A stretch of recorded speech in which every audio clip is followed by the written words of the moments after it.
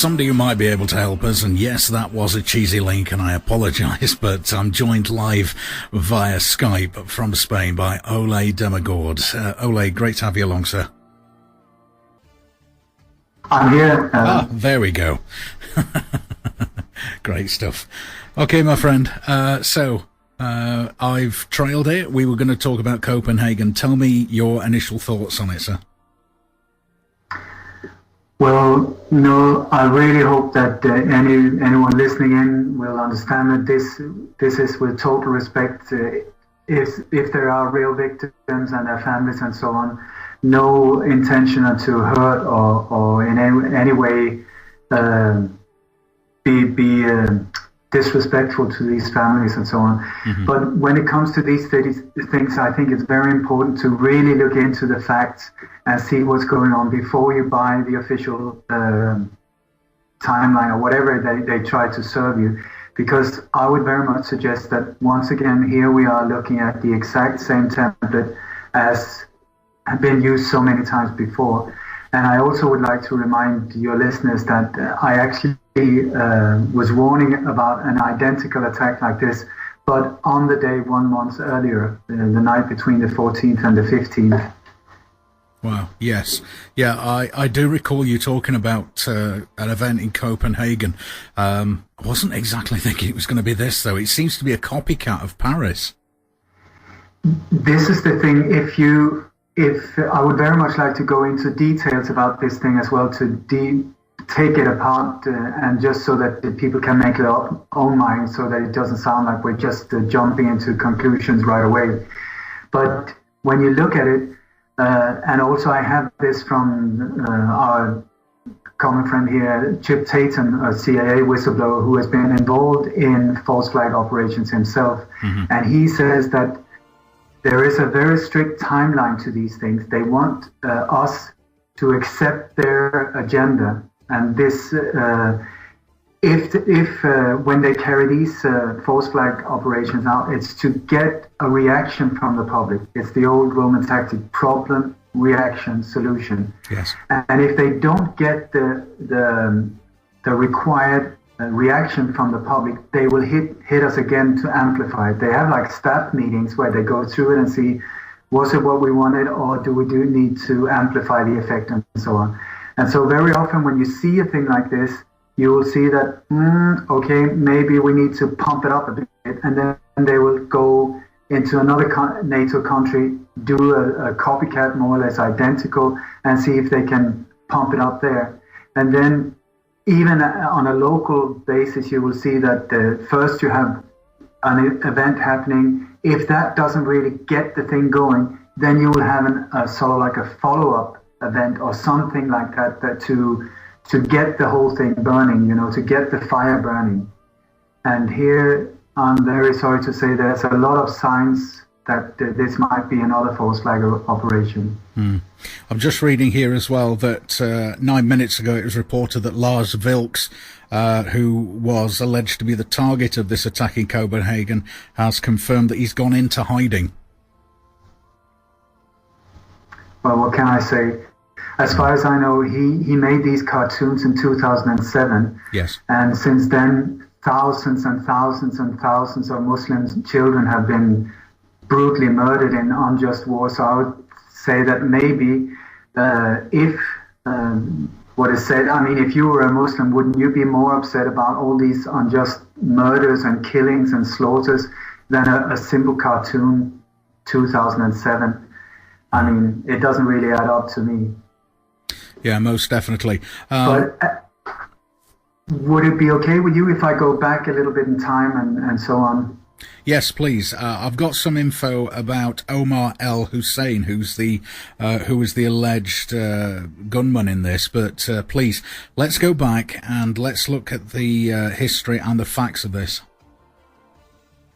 No, like I've said on countless other programs, they use a very strict template.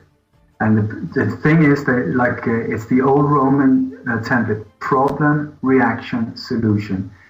The people in power secretly create a problem, a bomb, a mass shooting, a fake virus, a financial disaster or something like that.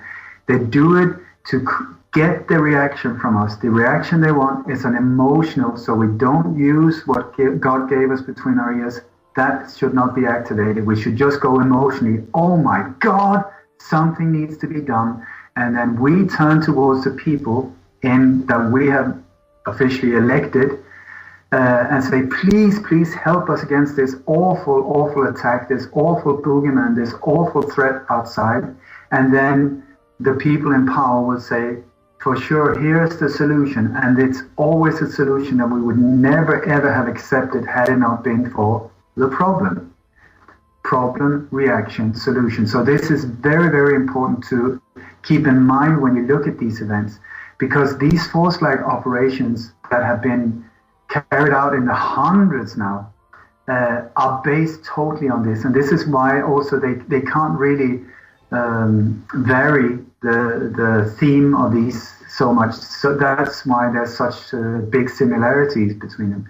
And also one thing to remember is that these people in power have been working for decades and decades and decades.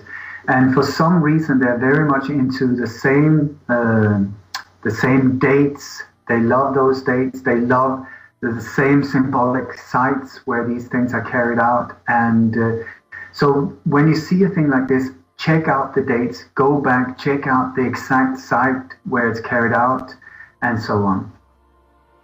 Also, when it comes to false flag operations, they could be like real terror acts, but inside jobs where the so-called terrorists are just mercenaries that have been given the task to create mayhem, to kill innocent people like they did in Belgium, where they went into supermarkets and just killed people right, left, and center. Mm-hmm. In Bologna in Italy, where they blew up the train station, or things like that. But nowadays, I think because they've been very afraid of not being able to have total control over all the events, nowadays they have started to use staged events with actors, not real events, staged events. Okay.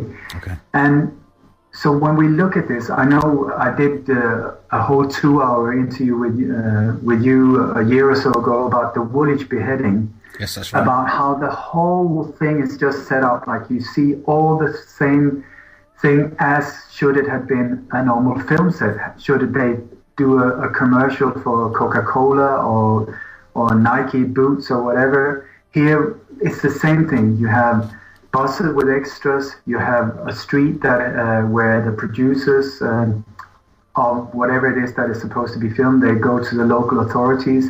They get the permission to shut off whatever street is needed if it's in a city, so that they can control everything. They need control of the background. They need control of vehicles. They need control of pedestrians. Everything. So this is why they need to do it in a closed off area with very little possibility to look into it. We look at these false flags, and again and again and again, they're carried out in back streets of cities. Very easy to shut off in both ends, so that you will have only very few possibilities of any witnesses or anything like that.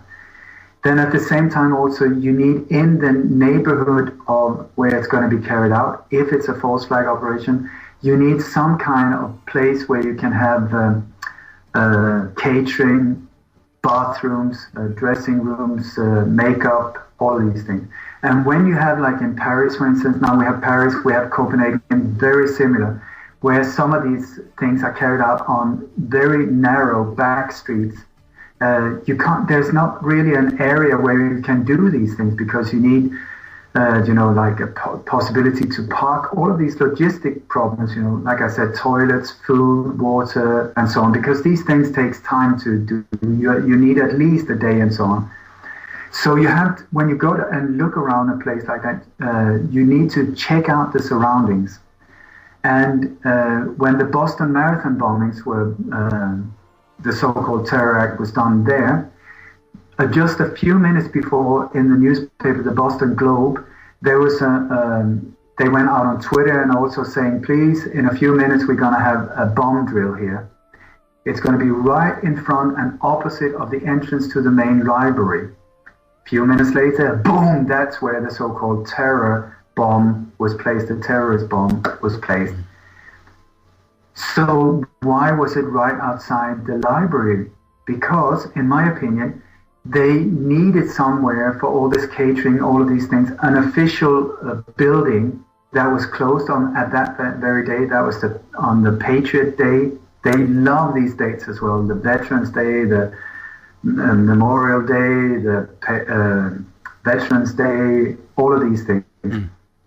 So on that day, the main library was closed. I would very much say what was happening inside the library, because that's exactly the type of building they could use to have everything they needed in there. So nobody could look in, but they could do all the preparation with makeup, with bombs, with, have the total control over the area, film it. They love filming themselves to for some reason also, I think, so that they can get better at it next time and so on. And here in Copenhagen, when I'm talking about the library, if you look, the second thing that happened, I'm going to go through the different steps of what took place in Copenhagen, but the second thing that happened was at a back street, at a synagogue, and right opposite the synagogue is the entrance or the back entrance into the main library of Copenhagen. The exact same type of building that was used in Boston is right there. I mean, I'm not talking sort of 50 meters down the line. I'm talking right opposite, exactly like in the Boston bombing here, like a few meters, and you've got total control over the whole area from that area. So here we are. It said that there was this meeting at a cafe. It's called Kruten, and that actually means that gunpowder barrel. Okay, they love these things to work on your subconscious. Yeah. At this cafe, and you had it was after the Paris event, and there was this meeting where the French ambassador was, and this Swedish cartoonist and other people, and they were having this whole thing about, oh my God, it's awful that we have been attacked. The liberty of free speech has been attacked. My God, it's awful. It's awful. That type of meeting in this small little cafe. The official story says that this shooter suddenly just entered and started firing a lot of shots, killing one man outside the cafe. And then he takes off. There's a lot of shooting going on, at least 30 shots fired and so on. He takes off, disappears. Then this was Saturday at around 3:30 p.m. Mm-hmm. Then at nighttime, this is where we come to the synagogue. In another different, not so far away, but still in the city center of Copenhagen, a Jewish man was shot outside this synagogue.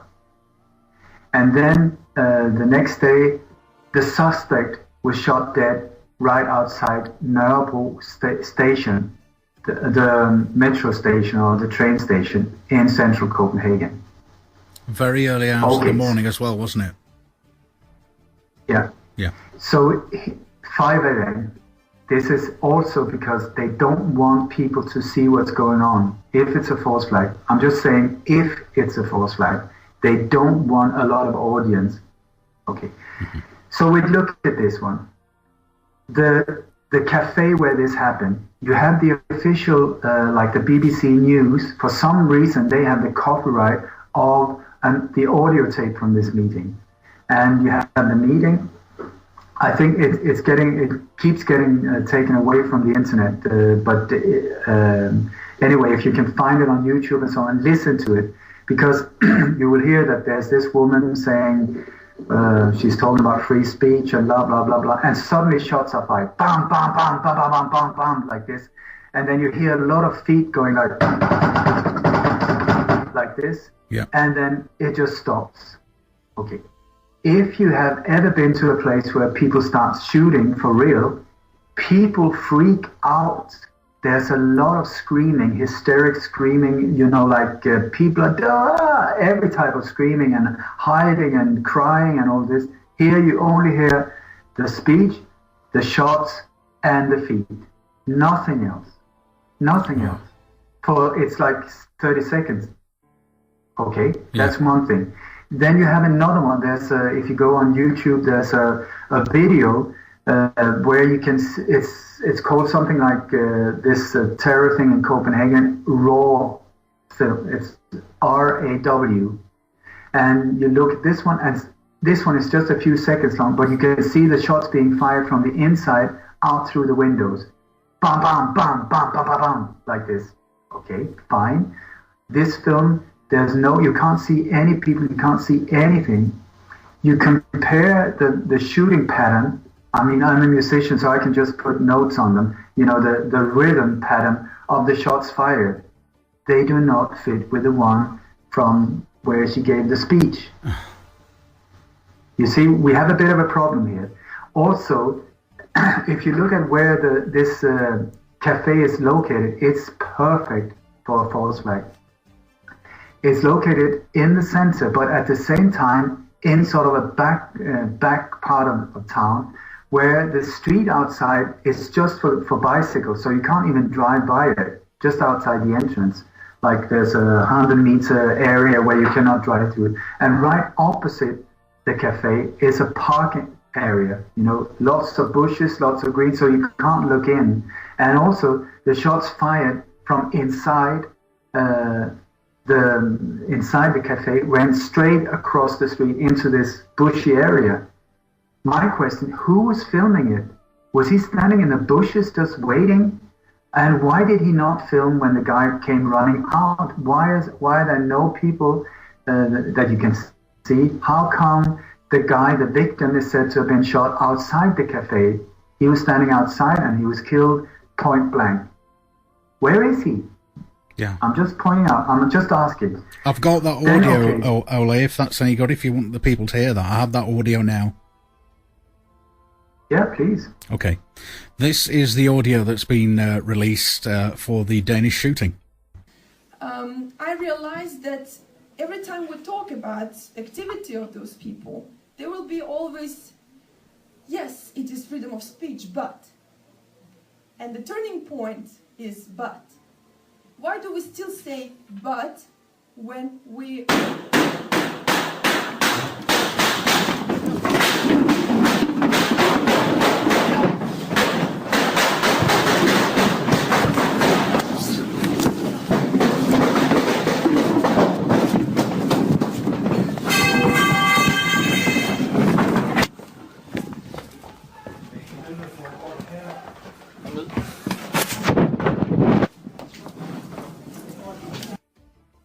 So that was the audio. Yes, you're right.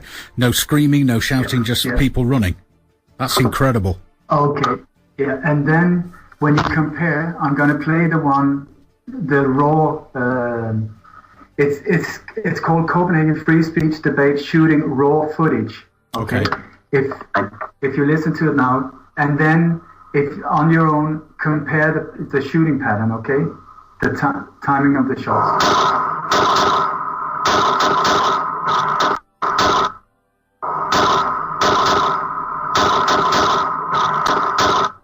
I played it twice.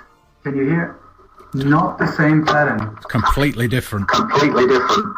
Thank you, Alan. Thank you. Okay, so about a month ago, about 2 months ago, I was sent a very creepy image that was circling in media on Ireland. And it was footage. I don't know where it come from, but it's 4 images. And it says, Israel now, Dublin next. And then there's a picture of a bomb. Then it says, Israel now, Paris next. The Eiffel Tower with a bomb. Then Israel now, Copenhagen next. You have the Little Mermaid with a bomb. And then Israel now, Italy next. And a bomb. Okay. So then there was a bomb thing in Dublin where, as far as I know, the bomb didn't go off. But according to official media, ISIS took responsibility. Thank you very much. Very kind of you, ISIS.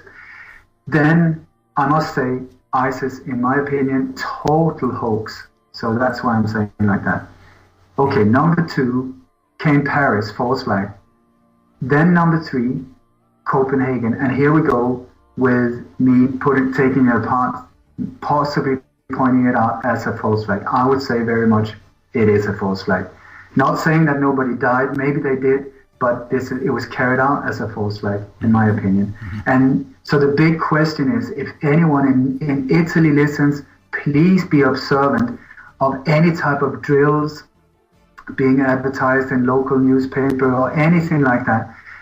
If you hear about it, or anyone anywhere that hears about it, please go there.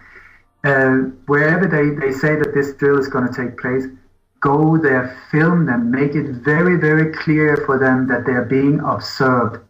Go there in a group of people, film everything so that they might even get cold feet and might pull back. It could be a real drill, it could be something more sinister, because so many times there's a drill that is part of the false flag, and then somewhere midway through the drill, boom, it goes live. Anyway, so please take care in Italy and be aware of what's going on there. And should anything happen in Italy, I just want to point out that I say this on the 17th of February or whatever the date is, so that hopefully we can stop that from taking place. Anyway, so let's get back to this thing. After I received this one, or I saw this image, I thought it was really creepy the way it was put together. And when this first Dublin and then Paris. So what I did was I said to people in Denmark, please, this was in the beginning of January, please be aware of, just like I say now with Italy, aware of anything like this. Should this be some kind of sinister or part of a sinister plan? So a friend of me sent a photo. He took a photo of a poster he had just seen on the 14th of January. And he said, listen, I was just walking home and I saw this poster in central Copenhagen where it said, tonight, the night between the 14th and the 15th of January, there's going to be a big drill in the train station in Nørreport. Okay, he said, could this be what you're talking about? I said, yes, thank you so much for being so observant. And I went out on Facebook, I went out on different radio programs just saying, please go there, film them, be there, so that if they're planning anything, they won't be able to pull it off. This was on the exact hour 1 month before they pulled it off here on the 15th. Could be a coincidence, I don't know. But it's exactly the night, the 14th or 15th. It was the 14th or 15th of January, now it was 14th, 15th of February. So we look at historically, on the 15th of February was one of the first major false flag operations, the sinking of the USS Maine. The ship, there was a US ship that was in the harbor of Havana on Cuba, and it exploded, and the US accused Spain of having put the bomb there. I don't know how they came up with that one, but they accused Spain of doing it. It got the whole thing going so that the war between USA and Spain was started. Spain, it's now been proven, had absolutely nothing to do with it. Either it was an accident but it exploded from the inside, or it was a false flag. But the result was that the US went out and they stole Cuba, Guam, I think Panama, and the Philippines from Spain. That was how the US came in control of these areas of the globe. So that is on the exact same date. Okay, then you have, if you remember before the Second World War, there was an awful night that was called the Crystal Night. It was called the Crystal Night because the supporters of Hitler went all over Germany and attacked Jewish shops and shops and buildings and homes and so on. And it was called the Crystal Night because there was so much crushed glass in the streets. So that this is why they call it the Kristallnacht or Crystal Night. Yes. Okay. And and one of the things they smashed was the synagogues. Okay, so here we look in Copenhagen, and what do we see here? The synagogue is on Crystal Street in Copenhagen. Coincidence? I don't know. I'm just pointing it out. And then they have this big chase, and they get the guy. And I just want to say also that in so many of these interviews, I've said that when they use or when they have these patsies, they need to have them look. In the old days, it was the Russians or East Germans they used as boogeymen, and then the trend after the war, the Iron Curtain, and the wall came down, they needed a new boogeyman. So they tried with having the threat from outer space, but we didn't really buy that one. So instead, they came up with, who are we going to make the new boogeyman? And so they went for the poor Muslims, because they work really well with big eyebrows, with big dark eyes, and they have names like Abdul Karim Karumkara. Mm-hmm. And they pulled this one off on a magnitude so that today, when you say that your name is Abdul, directly people will think that you are a terrorist. If you say that I'm a Muslim, terrorist again, you know. So here, his name is not Abdul Karim Karumkara. At this point, I forgot his name, but have you got it? The current one is, his name is Omar El Hussein. I love it. I mean, What can I say? It's not Abdul Karim Karumkara. It's Oman. Could you say that again, please? Omar El Hussein. I love it. I love it. Okay, and he's born in Denmark. Yeah, right. Yeah. So, also you see the image of him, the photo of him that is now being spread. If you look at it, this is not a photo that is taken. It is from a video tape. You can see the quality of video. Yes. So what frame? It's inside a car, isn't it? It's one of those internal car cams. Yeah, I would say possibly a hidden cam or something like that. Yes. But so what photo have they chosen? They've chosen one where he looks odd, where he looks strange, and it's the only photo of him, you know. And they even squeezed it together with his mouth open, so he looks even more weird. That's right. So it's just, I would say very much. There is there's some information that's going around about El Hussein, and I'll share that if you're happy for me to do that. Please do. Okay. Omar El Hussein. Omar Abdel Hamid El Hussein is his full name. El Hussein. Yes. The reported shooter who went on a terroristic killing spree in Denmark on Saturday. He targeted cartoonist Lars Vilk and a synagogue. Okay, first alleged fact about this man. El Hussein was Danish-born, 22-year-old, known to police because of past violence, gang-related activities, and possession of weapons, police said in a statement on Sunday. Local Danish newspaper reported that El Hussein was released from jail only 2 weeks ago after serving a term for aggravated assault. The head of the Danish intelligence service also told reporters that El Hussein had been known to them and they were in the process of figuring out if he had travelled to the Islamic State.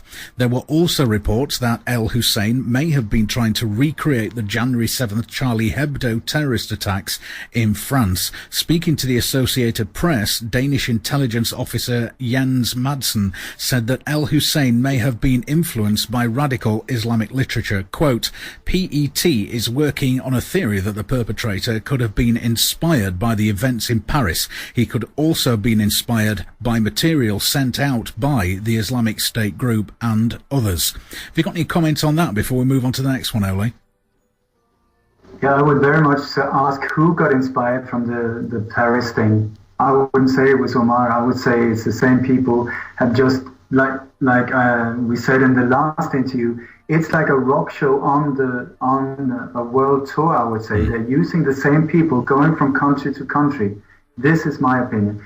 I just want to say also that, later there's some footage from the back street outside this synagogue where this man was shot down. And some of the guards, they're trying to help clear the road for a big bus that is coming. Oh. What is a bus doing in a back street like that midnight, middle of the night? Okay, then there's a big sign on top of it saying evacuation. No. I would very much say, I can show you the images. I'm not making... So, who are they evacuating? I would say they're emptying the library for people, for equipment, for all extras, for everything, to get them out without anyone noticing, so that next morning the library can open up. You know? Wow. But then they hadn't... This is the thing. They're not very good at it, or they're very sloppy, I would say. Very sloppy. Okay, the second part is that he was heavily armed. After his death, El Hussein was discovered to have multiple weapons on his person. Quote, it was the case that when the suspect was shot and killed during police action, he was armed with pistols, Police Commissioner Thorkild Ford told a news conference. He may also have had access to automatic weapons, CSN News writes. Police said they had found an automatic weapon that may have been the one the suspect used in an attack at a cultural centre hosting a free speech event. Omar Abdel Hamid El Hussein is the reported terrorist shooter who went on the shooting spree. They have some photographs of this man as well, and we've spoken about those photographs already. So the official line is that he was heavily armed. He had pistols when the police confronted him, but he may have used an automatic weapon at the initial shooting. Okay, I love it when they say may have, may this, may that, because they're very afraid of saying something definite, because people like myself would just get on their case, Yeah. But we have this, I love it, Omar Abdel Hamid El Hussein. I mean, you can't even make a name up like that. No. If you want Abdul Karim Karumkar, it's perfect. Okay. Then it's said that he has a very violent background and so on. You check him out. As far as I've been able to find out, except for the exact official story that we're being pumped through the main media, he was absolutely okay. He had some problems, but he never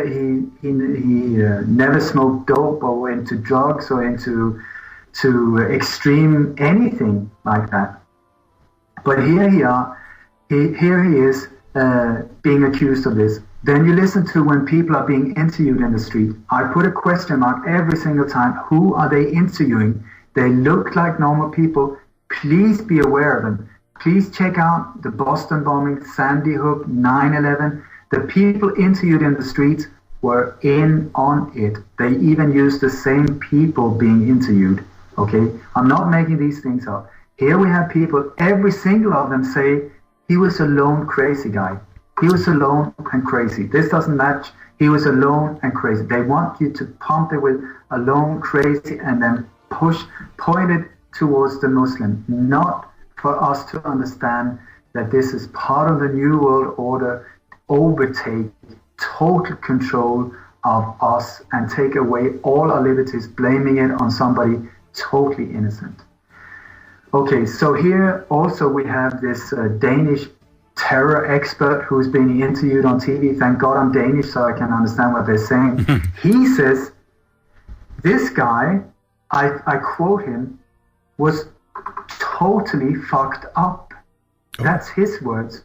Right. Fucked up. And he used them in Danish. This guy is totally fucked. If you are totally fucked up in Danish, you are really fucked up. Here you check this background. He looks like a normal teenager. Absolutely nothing. Mm-hmm. Then you have the whole thing, oh my God, Denmark is in shock. It's awful, it's awful, it's awful. But is it enough? Okay, so somebody had started putting flowers in the street where he had been shot by the police. So what happened then was, for one thing, was that to just get people agitated. No, that could very well be. But then a young group of young men with hooded, they're always hooded infiltrators when they're hooded, or it could be really young men, I don't know. They came and they took away the flowers, saying that according to Muslim traditions, we don't put flowers on a victim's or when somebody dies. At the Peshawar shooting just 2 months ago, which was also on the 14th, 15th, that was exactly what happened. They put flowers and candles like everywhere else. Here they said, we don't put flowers. And what they did afterward was standing shut and screaming, Allah Akbar, Allah Akbar. Come on, vary the script, please. It's the same every single time where there's a so-called Muslim terrorist. They shout, Allah Akbar, Allah Akbar. Here they shouted it again, but at the place where he was shot. Yes. So the question is, where was he shot? He was shot exactly outside the same train station that I warned about a false flag exactly 1 month ago. It's the identical train station, but 5 o'clock in the morning when there was very little people around. Right. I don't know about you, Alan, but I think there are some question marks around this thing. Most definitely. The next part of this is that he was after a Mohammed cartoonist, Lars Vilks, who sparked controversy by drawing the Prophet Mohammed with the body of a dog. Al-Hussein was after the Swedish cartoonist Lars Vilks during the initial attack at 4 p.m. on Saturday, when he used an automatic weapon to shoot through the windows of the Krotuten Cultural Centre. Vilks was in Copenhagen speaking at a cultural centre which was hosting a conference on free speech, religion and blasphemy. Vilks had been targeted by Islamic extremists ever since 2007 after he'd published a cartoon of the Prophet Muhammad with the body of a dog, a very grave insult to Muslims who view dogs as unclean. According to French ambassador to Denmark, Francois Zimmeray, who was attending the event, and intuitively I would say there were at least 50 gunshots, and the police here are saying 200. Bullets went through the doors and everyone threw themselves to the floor. We managed to flee the room and now we're staying inside because it's dangerous. The attackers, multiple he's saying, haven't been caught and they could very well still be in the neighbourhood. One person was killed in that attack, Finn Norgard, who was 55. El Hussein evaded, escaped and went off the radar before targeting a nearby synagogue at around 1 a.m. where he claimed another victim, a Jewish volunteer guard named Dan Uzan, who was 37. 5 officers were also injured throughout his attacks. Okay, can I comment this, please? Yes, please. Okay, we have this cafe is not very big. It started, they said 20 shots. Now we're up in 200 shots. Mm-hmm. In what you just quoted, they say he shot into it. The shots were fired from the inside out. When you look at the raw footage, the bullets are coming out. Okay. Then you say that this man was targeted, the Swedish cartoon artist. I mean, he made this drawing in 2007. Come on, folks. It's like a long time ago, I would say. Mm. But still, he was supposed to be the targeted one. So was he the one talking when giving a speech? Don't you wait until you see him or you have a clear sight of him or something like that. No, he was not there. But he was attending. Shots were fired. One man was killed. This man was a filmmaker, a Danish filmmaker. There's nothing about him being targeted. He had made documentaries as far as I know. Mm-hmm. He would be the most obvious victim since he was the one that was shot. The other guy just ran down and hid in a cooler somewhere with a woman. They were lying down there, telling each other jokes and so on. And do you know what? This woman that you heard giving the speech before, I think it was her, she was interviewed and she said, when all of this, after this happened, we're only talking about somebody being murdered just outside the door, the front door. She said, we mustn't let a thing like this get to us. So what she said was she called everybody back. They got in there, they sat down, she showed the video and finished her speech. I mean, is that okay? That sounds very brave, and I think I salute your courage. I mean, maybe the guy will come back and shoot again or something like that, but you would prefer watching the videos instead of calling home and say, listen, darling, I'm all right, there's no problem. That's the official story. And the French ambassador as well wasn't targeted. My God, it was really, no, but he was there. I mean, that was quite something, just that he was there as well. And then you have the prime ministers coming forward. What do they say every single time? We have to unite the nation. You know, they love this word, United Nation. Unite the nation. They want the UN involved so that they can be part of using the UN troops as well as this NATO troops. We mustn't bend down under the threat, these type of threats. We have to unite the nation. David Cameron was saying the identical words more or less after the Woolwich beheading. They said it in Paris, they said it, and now in Denmark. We have to unite the nation, stand together against this awful Muslim threat. Yes. I would say, where did the threat come from? Please wake up to the fact, who is doing this? Who is doing it and why are they doing it? That is the big question. And this is where it gets scary, and a big hello wakey time before you buy into these. Please inform yourselves, because this is serious. This is really serious. The next part of this is, in pursuing El Hussein, Copenhagen police carried out an extensive search, and 2 people were arrested at an internet cafe in the process of the manhunt. The CSN elaborates that early on Sunday, at least 2 people with handcuffs were taken out by police from an internet cafe in Copenhagen. Danish media reported. Police spokesman Sten Hansen told the Associated Press that, quote, the action was part of the police investigation, but declined to give further details. El Hussein was able to stay off the grid until early Sunday morning, when he returned to an address that police had placed under surveillance. Around 5 a.m, El Hussein was confronted by police when he returned to the address, and a shootout ensued and El Hussein was killed. Well, thank God the patsy was killed. That's something new. I mean, that is standard operation in all of these ones. This poor bugger, whoever is blamed for it, needs to be dead so that he can't say anything, he can't answer any questions, he can't.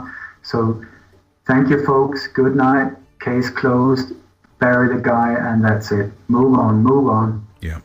And early in the morning as well, so there was very little press coverage and very little chance of him being filmed while he was shot. Yeah, but you know, the Jewish man that was shot outside the synagogue, they say that he was filmed, the murder was filmed, but they're never going to release the images because they're so horrific. Yes. Okay, how horrific can they be? Yeah, exactly. How horrific can they be? He's said to have shot one man, boom, down. But no, we can't see these images. And then they have footage. I love these footage. They have, you know, all of these surveillance cameras, and one camera managed to take one shot of him, and it's blurred, and he's got a balaclava on. Very bad luck, I must say. Once again, look at all of the, you know, the Oslo bombings and the mass shootings in Oslo. You got a similar thing. There's one photo of the guy, and on that one, he's in a police uniform with a police helmet in broad daylight.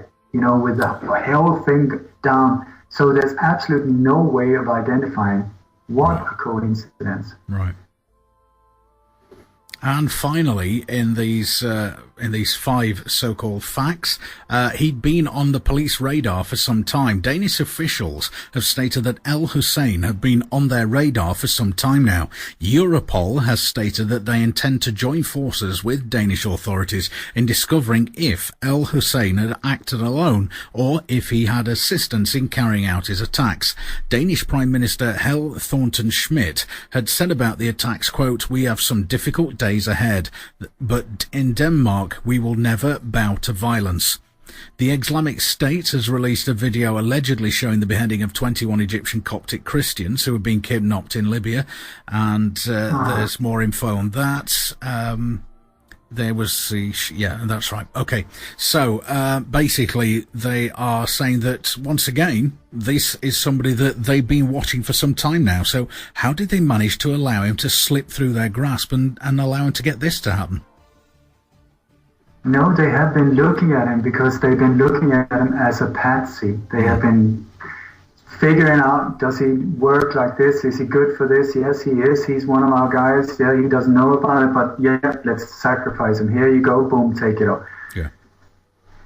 But the thing is, what do they do now? They say, oh, we need to call in the big guys. So now the PET, the Danish secret police, will get a lot more authorities, a lot more powers to, when it comes to investigating and controlling people, taking away our liberties once again. But this is on a global scale. It's very important to understand this is not a local event. It is a global agenda.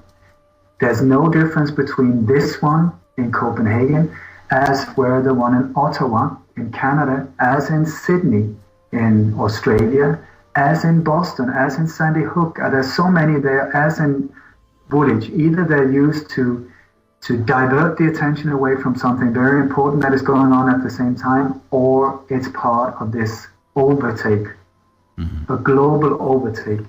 And this, in my opinion, is why it's so important to expose these things, expose the template they're using so that people become aware of them, so that they won't be able to pull it off.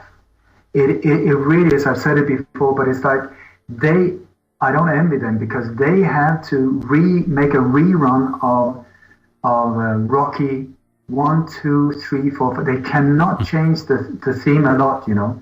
It's 1, 2, 3, 4. Now they're up in Rocky 48, and they still want us to be surprised when he comes out as a winner in the end. You know, they can't change that because they need to have a boogeyman that scares us so that they can get away with it. And here we are again, the same. I felt like crying this morning because I just felt, oh my God, give us a break. Give normal people a break. Yeah. Here we go again. And many people buy it. It's so tragic. It really is. And now I'm soon on my way to Sweden here I'm going to do a guided tour on the day of this, when the Swedish Prime Minister Ole Palme was shot dead on the 28th of February. I'm going to do a 5-hour guided tour around the site of the murder in Stockholm, because that is an incredible assassination, so multi-layered. Wow. Then I'm going to go to Gothenburg and give a speech about false flag operations so that they hopefully become more aware. Then I go to Copenhagen now because of this again. So I'm going to do loads of interviews there and be on site there to try and say, please calm down, people. Breathe, don't buy into the fear. Breathe, look at the evidence, make up your own mind, and then aim the focus where it should be aimed. Not on innocent minorities. They are just scapegoats. They have nothing to do with it. So anytime somebody starts screaming Allah Akbar or these videos about these fake beheadings, it's like, come on, it's getting so ridiculous. Yeah. So I just say, please wake up to what's going on. Please.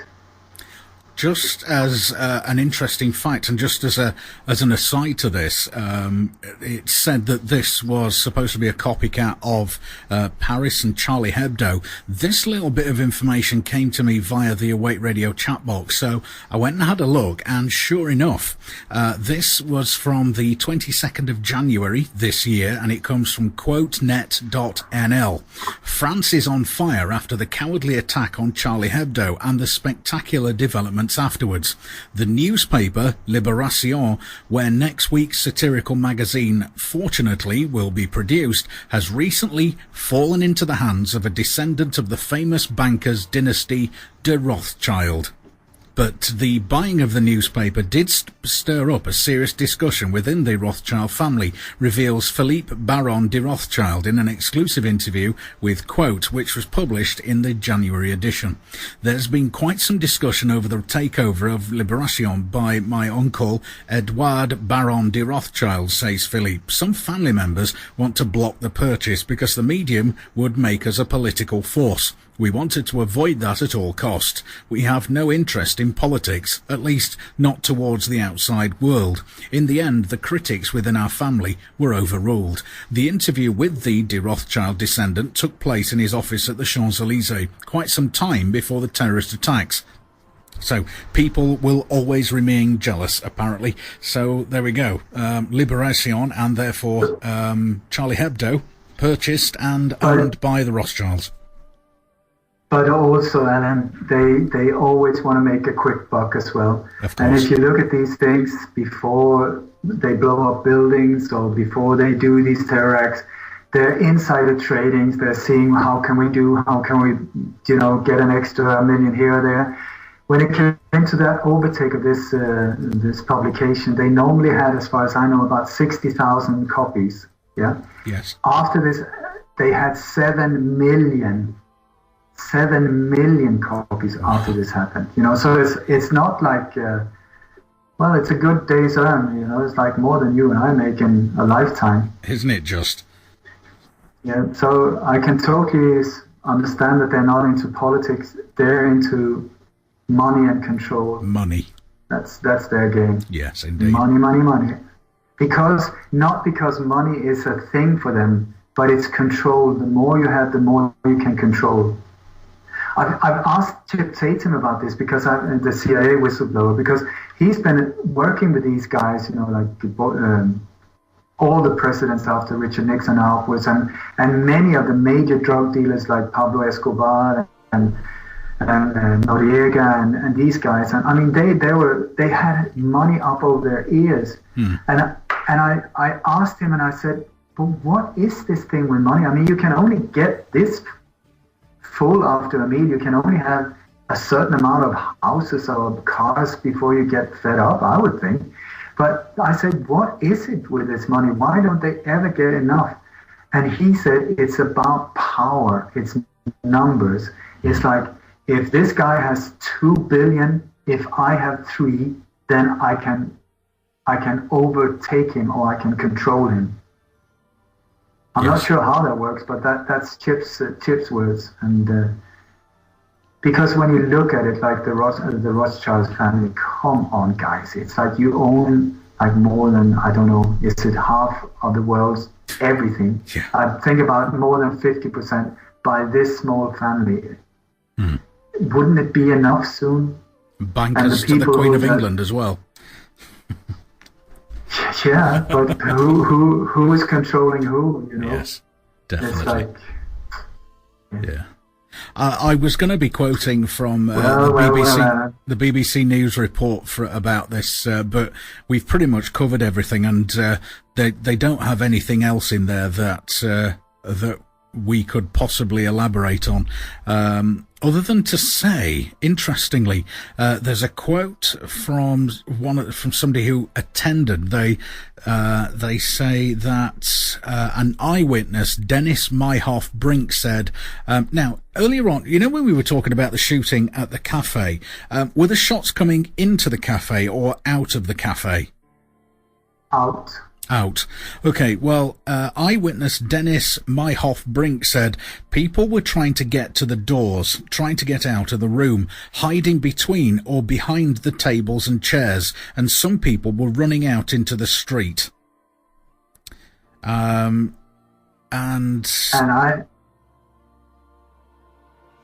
And you look at the footage, you will see there's absolutely no commotion. There's absolutely nothing like that. There's shots fired from the inside right out.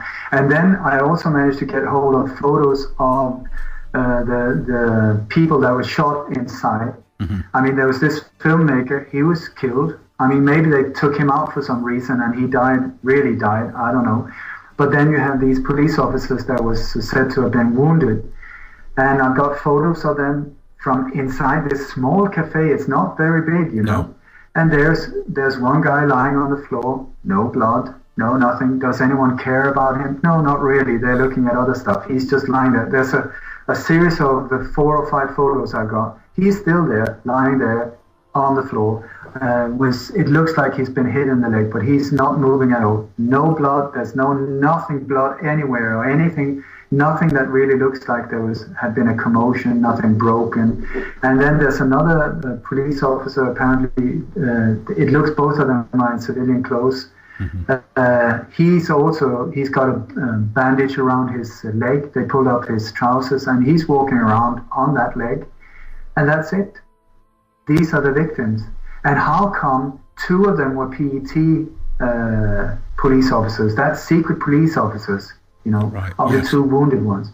He's said to have aimed at a cartoonist.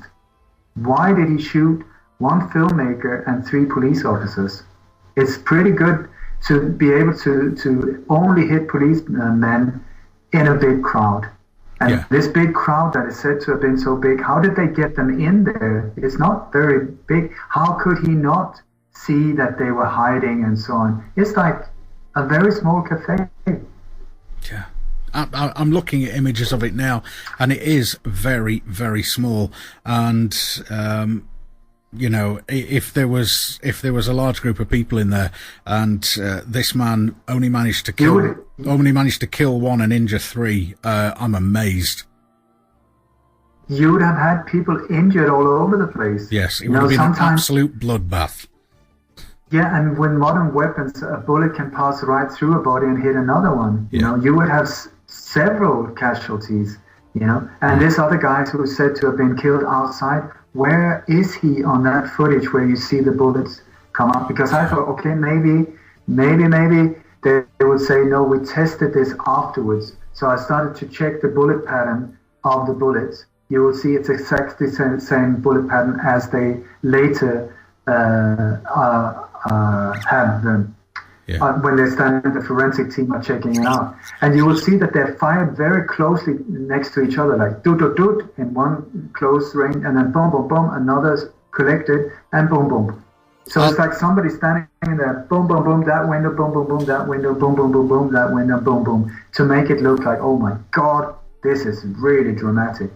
And please remember, on the outside, right, there's absolutely nothing, just a big park area where you cannot see in.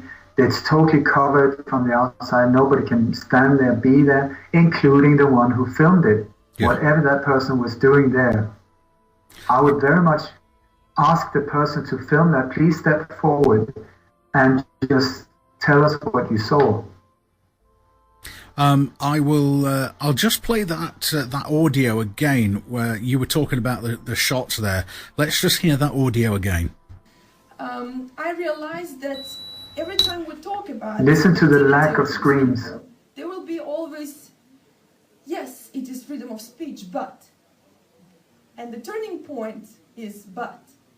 Why do we still say but when we...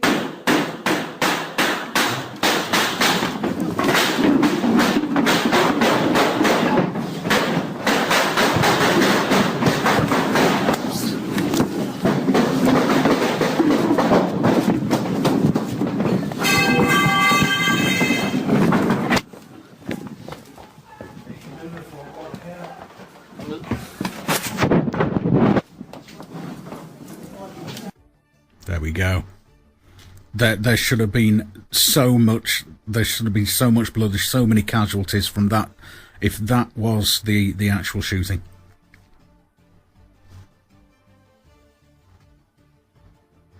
Yeah. Also, I don't know what kind of. It sounds like an iron bar or something like that. Yeah, that something gets dropped. Yeah. We're talking about inside a cafe. What is that? You would hear like teacups, coffee cups, soda pop bottles, these type of things, glass. That would be the normal thing. Tables would be turned over. People would just jump and just screaming, trying to hide. Mm-hmm. There's nothing of that. Nothing. And then also, once again, if you compare to the shooting pattern of the raw footage, it's not the same. No, it's just not the same. Definitely not. Ole, that's been an excellent hour. Thank you for that fantastic information. You've stirred up plenty of conversation, etc., in the chat box. People are talking about this and talking about the false flag events, etc., and sort of sharing your view. And I look forward to hearing more about your trip to Sweden and to Denmark, and speaking to you after that, and let us know how it's gone on. If there are any recordings or anything of the events, then if we can have them, we'll get them out and share them with people. For sure. Alan, can I just say that if anyone wants to sponsor me or something like that, because I have no income from this other than donations or book sales, and I do this on my own, I'm not employed by anyone, please, my website is lightonconspiracies.com. My books are Coup d'etat in Slow Motion, Shadow of Tears, Remind Me, there's several different ones, and there's my newsletter, my membership area. If you believe in what I'm doing it for all of us. I need support, so please use the donation button. And for Alan as well, similar position. Yeah, certainly. I have shared that link in our chat box. If you're listening to the podcast, that is lightonconspiracies.com. This program will be uploaded as a podcast, and it will be available this evening. We can replay it as well, and I'll be replaying this interview with you, Ole, later in the week as a standalone piece during one of the programs. So we will continue on with a bit more music, and to take us to the top of the hour, Ole Dammegard, as always, it's an absolute pleasure to speak to you. Thank you, and please stay safe, and all my best to you, your family, and for your coming events, sir. Thank you so much, Alan. It's an absolute honor and pleasure as usual. Okay, take care now, and I'll be back with you in just a couple of minutes.